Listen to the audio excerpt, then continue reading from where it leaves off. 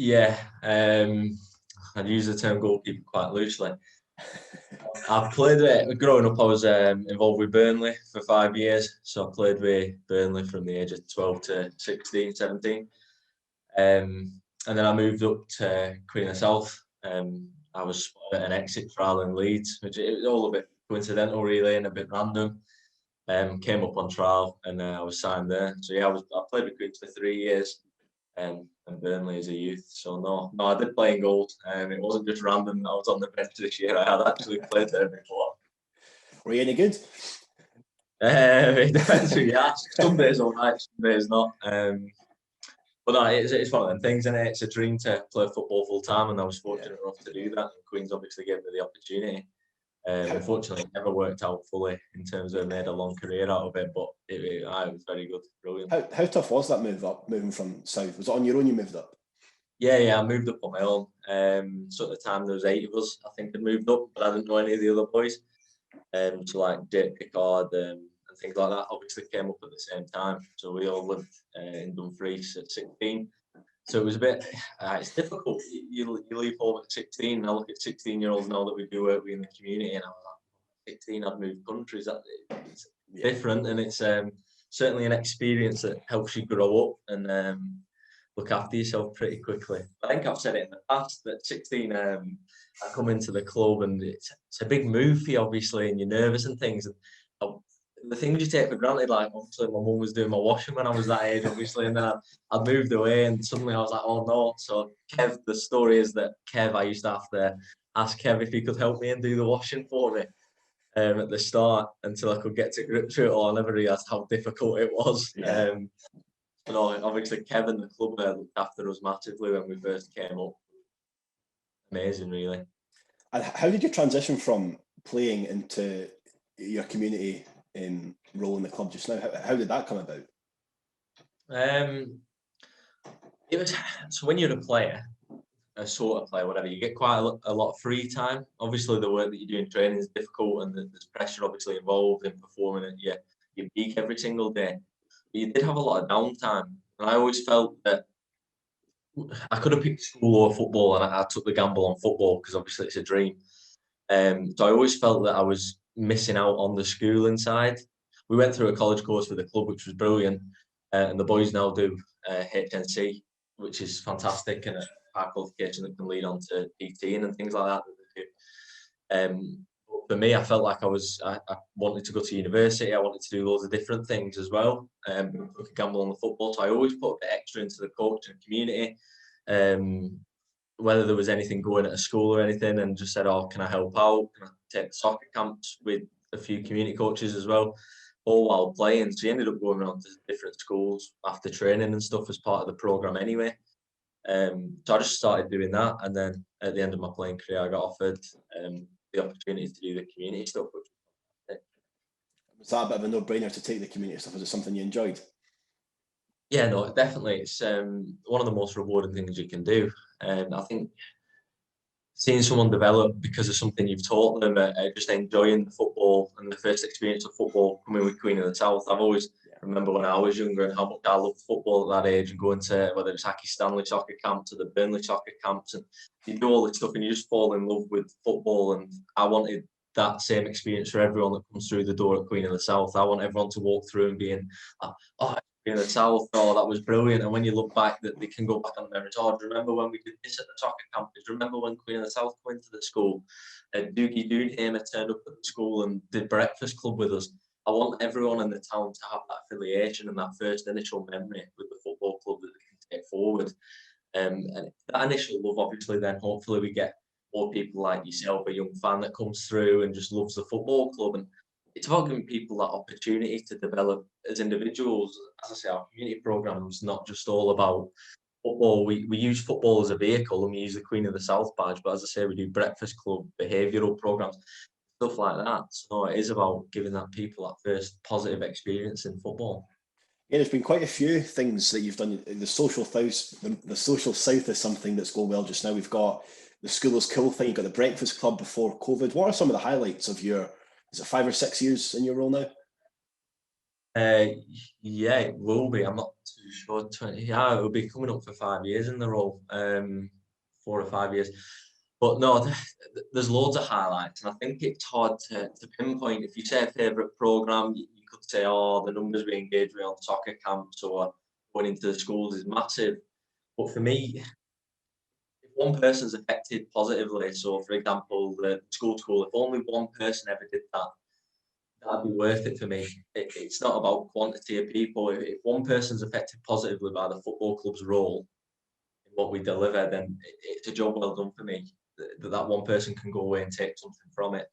Obviously, we want to benefit as many people as we can, and I like something. The Breakfast Club for me has always been one that's opened my eyes. I was always very fortunate. My mum and dad were brilliant with me. I had a great upbringing and very fortunate. And I come to appreciate that more doing the role I do and growing up a bit and looking back and reflecting how fortunate I was. Obviously, we gave the tops away last week because that was something for me that got me into football. I used to sit at home and design football tops and send them off to clubs and how to do that as a role. And I feel it came from my love of a football club and how the community side impacted me as a young age doing the things.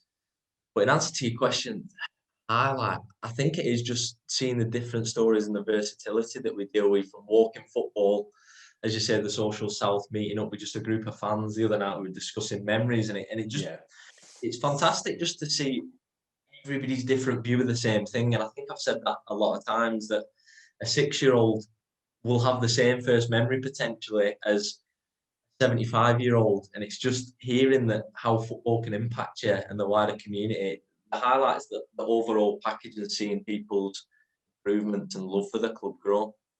And how important is it? Because I think was it 250 shirts we gave away the other day? Yeah, it was 250. How important is it getting those shirts and helping out, especially in kind of low income areas and trying to get kids kind of off the streets into football and with even just clothes to wear, because it's something that we all take for granted, really, isn't it? Yeah, no, it definitely is. As I say, that was the highlight of my childhood was Christmases getting football tops, Easter getting football tops. I used to kick about with 2 goalkeeper tops, an away top, a home top, a third kick. And I was fortunate enough to have that, and it did shape my passion for football alongside playing. But I've always said that everybody should have that equal opportunity, and I know that's not how life works, but I think if we as a club can develop that so that people can and we can bring that equal opportunities closer and closer every year upon our growth. And yeah, it's massive. It's massive that people should have the same opportunity. And I know that I've said that it's not how life works, and it's probably naive to expect that life works like that. But I mean, if we can try and make that difference and bridge the gap, then I think that that's a job worth doing. In terms of the tops, it's brilliant. Hopefully, a lot of children get a lot of benefit from that, and they look at Queens very favourably, and it motivates them to come into sport. Whether then they come into an activity we do where we go into the school and they can say, "Oh, you're Queen of the South, you did this.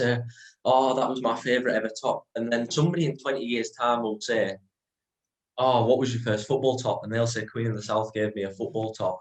And that sparked my love for what I do, and it made me want to change something. You never know where the story could go, but benefiting the community is massive. And even it's not even just kids, because we started the Social South. You started that 3 weeks ago, and it's pretty much aimed at getting people together to talk about their memories. I think the stats between mental health issues and adults are ridiculously high, and that kind of hour, an hour and a half a week. I've been to all three, and it's been absolutely amazing. And how important is that to not even just focus on children, but to focus on adult fans, to try and get them just an hour and a half out of the week talking about Queens, take their mind off things. Oh, massively, massively so. That it's not the only program we do. Obviously, the walking football, the football fans in training, which is all aimed at adults and things like that. But the social self's a good one for me. But everybody knows the difficulties mental health has, and I think that's been highlighted more recently in the media and everything over the last few years. For it to be the biggest killer of men under the age of 45, it is a scary statistic. And the fact that we've got a platform, we're fortunate enough to have a platform where we've got an influence of males at that age group and in that bracket, that we should make a difference. We should attempt to help people to the best of our ability. And the social stuff's a small thing. You've been on, as you say, for 3 weeks. it's just a conversation. It's like what me and you are doing now. It's just a football conversation. We don't specifically highlight mental health, but it gives some people a platform that if there was ever something, I'd hope that they could come either to me by the relationship we all build on the platform, and whether it's they see that you're on and they get on with you, and then they could just come to you. It's literally about giving people a platform to talk and just feel comfortable in a social environment in what we've not had for a year. Mhm. It's important in fans, but it's also, I guess you'll have less to do with this. It's important in players as well to look out for the players' mental health. And I don't know how close you work with Davy Santos, the club chaplain, but he's very good at talking to the players as well, isn't he? Yeah, no, as I say, when I was a player, we had Grant Hamilton, obviously, who was very good. And I think football is it's a pressurised environment. A lot of jobs are pressurised, but football, you can be scrutinised from fans, and it's quite public. So it can be quite hard to deal with. And I've worked with Davy over the last few weeks. Obviously, he came in this season, and we've had Zoom calls and spoke to each other. But not, to have a support mechanism in place for players to come out and say they could be struggling, whether it's just, I'm going through a bad spell of form, just to talk to somebody that's not associated with picking the team, for example. It gives people that support mechanism that they could need. Hopefully, you don't want anybody to use a support mechanism if they don't need it. You'd hope that was never an issue. Again, that'd be false to say. It will be an issue somewhere, and that we've got that in place whether people need it. I think that's great. So you have this season, perhaps you weren't expected to, but you've been in and around the first team at points this season. Have you noticed a difference, especially kind of players talking, players' mental health this season compared to when you were involved? Was it 7 or 8 years ago? Have you noticed, a difference in that? I wasn't up with the first team for too long, so I broke my arm about 4 weeks in, which is typical of me. But no, it's a positive feel around the group. It'd be hard for me to answer that question because sometimes people keep it to themselves. You don't know. Yeah, exactly. How have you been finding the first team training this season? It must be a good place to be, even if only temporarily. Yeah, it was brilliant. Look, the lads were brilliant. The group's fantastic. A lot of good boys, and I think you can see how close the group is. And when I went up, they brought me in as if I was one of the team straight away, which was fantastic. Because obviously I was quite worried going in, being like, well, you do the community stuff, and now you're going to be on the bench for us. But it was after a few weeks training and stuff, it all settled down. The boys were brilliant.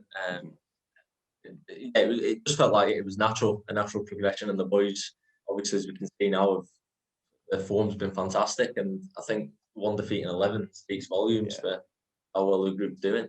Has Io bought you a coffee yet for saving that penalty? I saved the penalty. I seen his interview the other day saying it was a Neymar style penalty, but no, as I say, it was for a coffee, so I'll be waiting on that when I come back up to get that off. And I think, did you break your wrist or something in training? Yeah, no, so I broke my arm, so it's still in a plaster. So I've done that 8 weeks ago now. I probably should have left the ball. It was Willie Gibson. He crossed it and the wind took it and it was going over my head. So I jumped backwards, tried to save it. I don't think I did, to be fair. And landed on it awkwardly. So it ended up breaking. And just finally looking forward into your role in the community, is that something that you're hoping to do for a longer period of time, hoping to kind of implement new plans in the community and try and encourage more young people to Palmerston? Yeah, definitely. The club helping me with my masters in football business, which I appreciate massively. I owe a lot to this football club for the opportunity they've given me, whether that be as a player, a community. They've given me a life in football, which is difficult to come by. So I'm forever grateful for what the club's done for me and to support me through a master's degree. Then obviously I felt like I missed the education part. Playing football, massive, and the support the club showed me. Definitely, it's something I want to be here long term and implement. I'd say we've done the community trust now, which gives us a separate entity to go and push our community even more with funders and different things. The plans are massive. We want to be engaging with a lot more people, and we want people to fall in love with this football club just the way it's got under my skin and how much I love the football club. We want people like yourself and growing up to love what Queen of the South is. I've always said that Queen of the South's Dumfries and Dumfries is Queen of the South. One doesn't work without the other. And I think that the more we can do and the more we can engage and positively impact people's lives in our community, the better that will be for everybody. Yeah, I think you said there that you owe Queens a lot, but I think most folk in community would owe you a lot as well for all the good work you're doing. But thanks very much for joining me, Dan. I really No, appreciate your time, taking time out of your day and having a chat with me. All the best. no problem. Cheers, Finlay.